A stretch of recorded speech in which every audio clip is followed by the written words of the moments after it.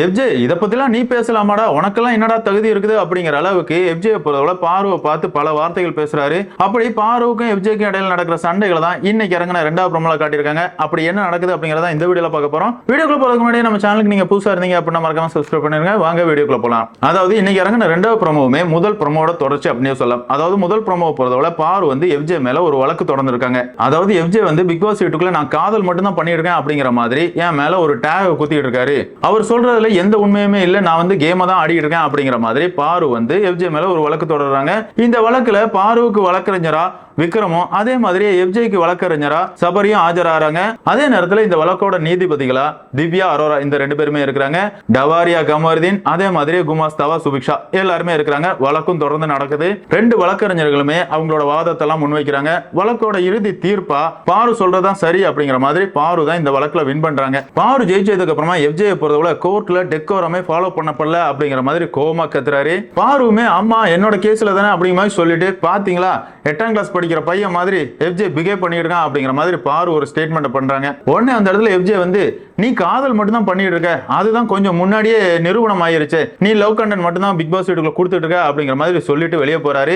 FJ இப்படி சொல்லும் போது அமித் பக்கத்துல இருந்து நக்கலா சிரிச்சிட்டு இருக்காரு. அதுக்கப்புறமா பார்த்தோம் அப்படின்னா பாரு சபரி இந்த ரெண்டு பேருமே பேசிட்டு இருக்காங்க. அந்த இடத்துல பாருவை போதவுல எஃப்ஜே வந்து கேஸ்ல தோத்துட்டாம்ல, தோத்த விரக்தியில தான் என்ன எந்த அளவு அசிங்கப்படுத்த முடியுமோ அதுக்காக தான் இவ்வளவு வேலைகள் பண்ணிருக்கான் அப்படிங்கிற மாதிரி சபரி கிட்ட பாரு பேசுறாங்க. அது மட்டும் இல்லாம பார்வை போறதுல நான் என்ன வேணாலும் பண்ணுவேன், இதெல்லாம் கேட்கறதுக்கு அவன் யாரு அப்படிங்கிற மாதிரி கோவமா பேசுறாங்க. இதோட இந்த ப்ரோமோ முடிச்சிருக்காங்க அப்படின்னு சொல்லலாம். ஆனா இந்த ப்ரோமோல எஃப்ஜே வந்து பார்வை பத்தி பேசுறாரு பாத்தீங்களா, அதை தான் ஏத்துக்கவே முடியல அப்படின்னு சொல்லலாம். ஆமாங்க, பார்வை போறதுல கமருதீனை காதல் பண்றான் அப்படிங்கிற மாதிரி கமருதீன் பின்னாடியே சுத்திட்டு இருக்காங்க. பாக்குறதுக்கு பல இடங்கள்ல நமக்குமே இரிட்டேட் ஆகுது, அதுல எந்த வித மாற்று கருத்துமே இல்ல.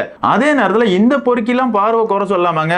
பார்வை வந்து கமருதீனை மட்டும் தானே காதல் பண்றாங்க. ஆனா எஃப்ஜே பொறுக்கிய போறதுல ஒரு பொண்ணையும் விட்டு வைக்காம எல்லாரையும் தட வீட்டுல சுத்திட்டு இருக்கான். இவெல்லாம் பார்வை குறை சொல்றானே அப்படிங்கிற மாதிரி தான் இருந்துச்சு.